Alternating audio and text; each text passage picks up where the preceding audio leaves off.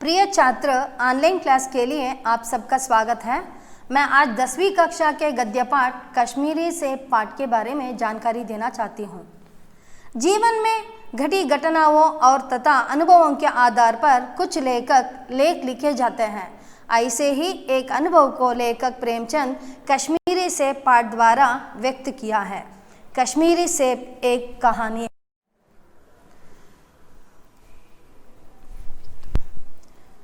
हम पहले लेखक के बारे में ध्यान देंगे। लेखक परिचय। लेखक का नाम मुंशी प्रेमचंद और वास्तविक नाम है धनपत राय। जन्म स्थल है वाराणसी के पास लमही गांव और जन्म दिनांक है 31 जुलाई 1880 को हुआ। प्रमुख रचना यह है, इन्होंने उपन्यास और कहानियाँ दोनों भी लिखे हैं। इसमें उपन्यास के कुछ प्रमुख हैं गोदान, सेवा सदन, गबन, निर्मला, कर्मभूमि आदि।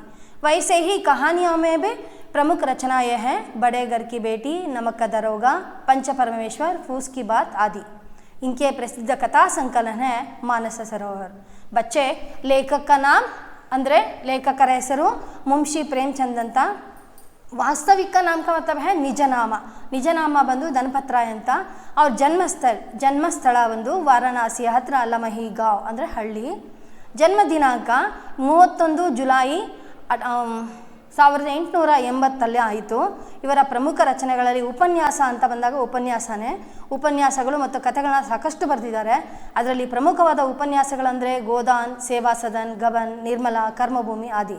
और कहानियाँ ಅಂದರೆ कथೆಗಳಲ್ಲಿ बड़े घर की बेटी, नमक का दरोगा, पंच परमेश्वर, फूस की बात आदि। इनके प्रमुख कथा संकलन है मानस सरोवर।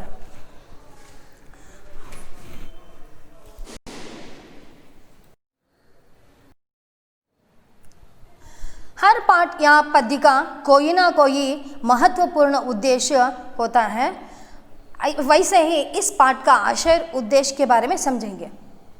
लेखक इस कहानी में बाजार में लोगों के साथ होने वाली धोखेबाजी पर प्रकाश डाला है और बाजार में खरीदारी करते समय, खरीदारी का मतलब है व्यापार ಮಾಡುವಾಗ सावधानी से रहने की सूचना देते हैं। ಅಂದರೆ ವ್ಯಾಪಾರ ಮಾಡುವಾಗ ಸಾಕಷ್ಟು ನಿಧಾನವಾಗಿ ಅದನ್ನು ಯೋಚನೆ ಮಾಡಿ ವ್ಯಾಪಾರ ಮಾಡಿ ಅಂತ ಹೇಳ್ತಾರೆ। बाजार का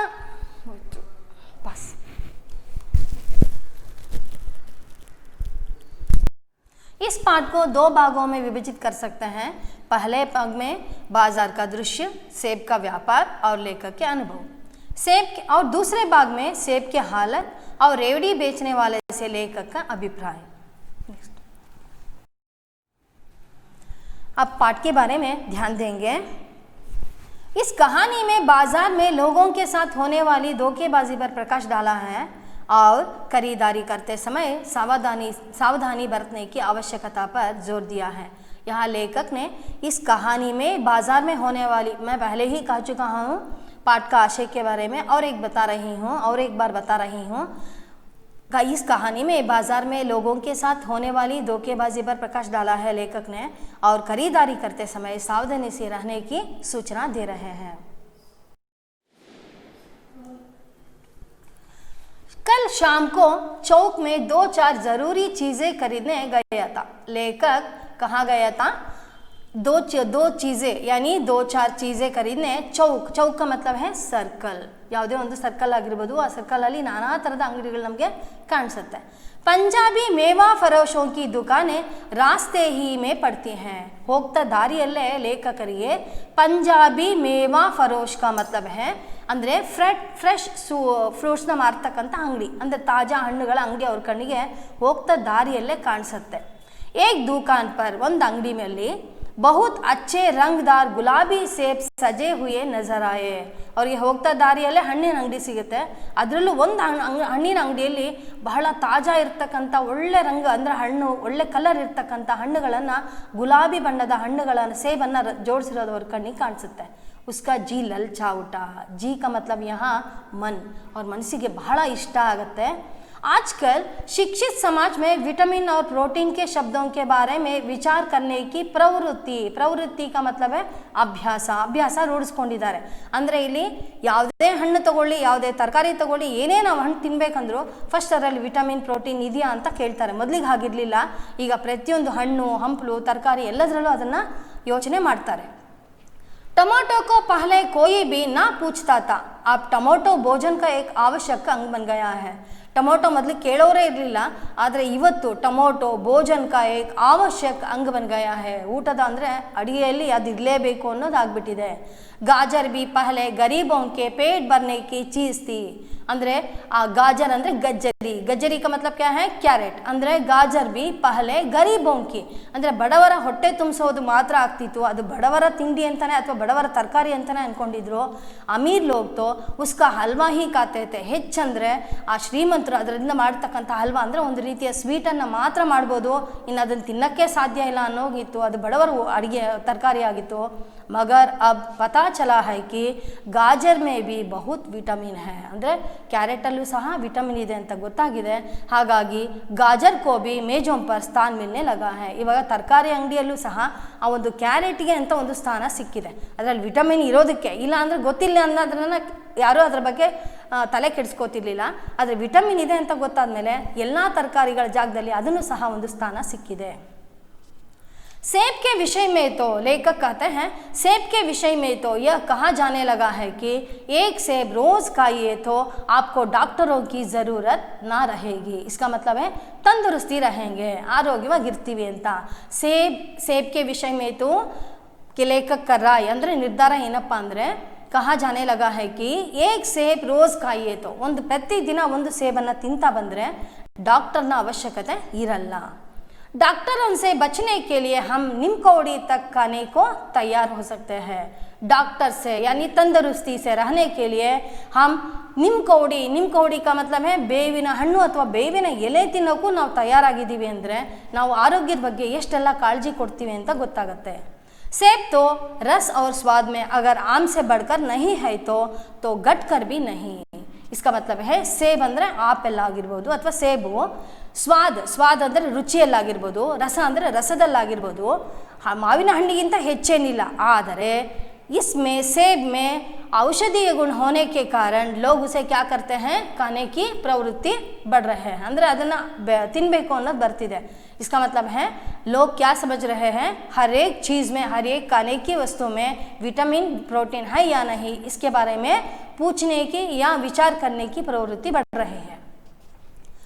अब वह केवल स्वाद की चीज़ नहीं है, उसमें गुण भी है. ಜನಕ್ಕೆ ಗೊತ್ತಾಗಿದೆ ವಹ ಕೇವಲ್ ಸ್ವಾದ್ ಕಿ ಚೀಸ್ ನಹಿ ಹೈ, ಬರೀ ರುಚಿಗಷ್ಟೇ ಅಲ್ಲ, ಅದರಲ್ಲಿ ಔಷಧಿಯ ಗುಣ ಇದೆ ಅಂತ ಗೊತ್ತಾದ ಮೇಲೆ ಸೇಬಿಗೆ ಎಲ್ಲಿಲ್ಲದ ಮಹತ್ವ ಸಿಕ್ಕಿದೆ.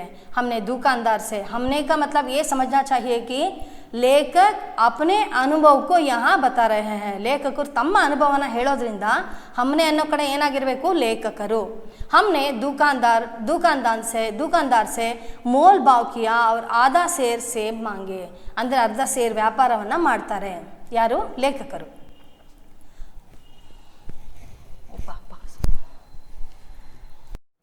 लेखक ने सेब का मोल भाव किया और आधा सेर सेब मांगे. दुकानदार ने कहा, बाबूजी बड़े मज़ेदार सेब आए हैं. ಬಹಳ ಒಳ್ಳೆ ಒಂದು ಹಣ್ಣುಗಳು ಬಂದಿದೆ. ಖಾಸ್ ಕಾಶ್ಮೀರ್ಗೆ, ಪಕ್ಕ ಕಾಶ್ಮೀರಿಂದ ಬಂದಿದೆ ಅಂತ ಹೇಳ್ತಾರೆ. आप ले जाइए, खाकर तबीयत खुश हो जाएगी. ये तो दुकानदार के ಚಾಲ್ है, ಅವರ ಒಂದು ಚಾಲಾಕಿತನ. ಯಾಕೆಂದರೆ ಎಂಥ ಹಣ್ಣಾದರೂ ಆಗಿರ್ಬೋದು, ಪಕ್ಕ ಕಾಶ್ಮೀರದಿಂದ ಬರೋದಕ್ಕೂ ಸಾಧ್ಯ ಇಲ್ಲ, ಅದನ್ನು ಮಾರೋದಕ್ಕೂ ಸಾಧ್ಯ ಇಲ್ಲ. ಅವರು ಆ ರೀತಿ ನಮ್ಮನ್ನು ಏನು ಮಾಡ್ತಾರೆ, ಮರುಳು ಮಾಡ್ತಾರೆ. मैंने रुमाल निकाल कर उसे देते हुए कहा, चुन चुन कर रखना. ರೂಮಾಲ್ का मतलब है ಮಫ್ಲರ್ ಆಗ್ಬೋದು, ಟವಲ್ ಆಗ್ಬೋದು, ಶಾಲ್ ಆಗ್ಬೋದು. ಆದರೆ ಇಲ್ಲೇನಪ್ಪ ಅಂದರೆ ನಾವು ಇದನ್ನು ಗಮನಿಸಬೇಕಾಗತ್ತೆ. ರೂಮಾಲ್ का मतलब ಮೊದಲ ಕಾಲದಲ್ಲೆಲ್ಲ ಹ್ಯಾಂಡ್ ಕವರು, ಪ್ಲಾಸ್ಟಿಕ್ ಕವರ್ ಎಲ್ಲ ಇರ್ತಿರ್ಲಿಲ್ಲ. ಅವ್ರು ಏನು ಒದಿಸ್ಕೊಳ್ತಿದ್ರು, ಶಾಲ್ ಆಗಿರ್ಬೋದು, ಟವಲ್ ಆಗಿರ್ಬೋದು, ಅದರಲ್ಲೇ ತರಕಾರಿ ಅವನ್ನೆಲ್ಲ ತಂದಿರೋ ಅನುಭವ ನಿಮಗೂ ಗೊತ್ತಿರುತ್ತೆ. दुकानदार ने तराजू उठाई. तराजू का मतलब आप पहले ही जानते हैं, तराजू का मतलब है तक्कड़ी, ಅಂದರೆ ವೆಯ್ಟ್ ಅದನ್ನು ತೂಕ ಮಾಡೋದಕ್ಕೆ ಅಂತ. दुकानदार ने तराजू उठाई और अपने नौकर से बोला, सुनो आधा सेर कश्मीरी सेब निकाला. ಅಂದರೆ आधा सेर लेखक ने ही बोल भाव कितने किए थे, आधा सेर का ही किए थे. आधा सेर कश्मीरी सेब निकाला ಬೋಲ ಅಂದರೆ ಅಲ್ಲಿರೋ ನೌಕರನಿಗೆ ಹೇಳ್ತಾರೆ ಅರ್ಧ ಸೇಬ್ ಕಾಶ್ಮೀರಿ ಸೇಬನ್ನು ತೊಗೊಂಡು ಬಾ. ಅದು ಕಾಶ್ಮೀರಿ ಸೇಬ್ ಯಾಕೆ ಹೇಳ್ತಾರೆ ಅಂದರೆ ಜನನ ಮರಳು ಮಾಡೋಕ್ಕೆ. ಬರೀ ಸೇಬ್ ಅಂದರೆ ಯಾರೂ ತೊಗೊಳ್ಳಲ್ಲ, ಕಾಶ್ಮೀರಿಂದ ಬಂದಿದೆ, ಜನನ ಮರಳು ಮಾಡಬೇಕಲ್ಲ, ಅವ್ರ ವ್ಯಾಪಾರ ನಡಿಬೇಕಲ್ಲ. ಹಾಗಾಗಿ ಹೋಗೋ ಒಂದು ಅರ್ಧ ಸೇಬ್ ಕಾಶ್ಮೀರಿ ಸೇಬ್ ಅಂದರೆ ಕಾಶ್ಮೀರಿಂದ ತಂದಿರ್ತೀವಲ್ಲ ಆಪಲ್ನ ತೊಗೊಂಡು ಬಾ ಅಂತ ಹೇಳ್ತಾರೆ.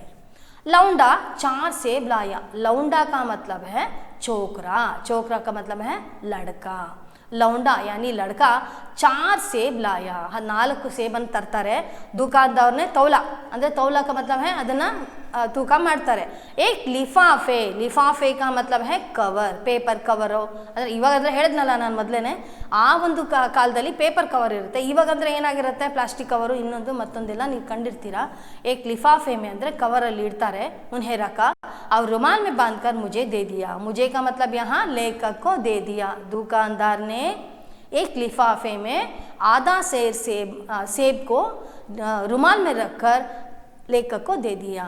उन्होंने लेखक ने 4 आने उसके हाथ में रखे. इसका मतलब है आधा सेर का दाम कितना होगा, 4 आने. 4 आने का मतलब है 25 NP. 25 NP ಅಂದರೆ ಇವಾಗ ಅದಕ್ಕೆ ಬೆಲೆನೇ ಇಲ್ಲ.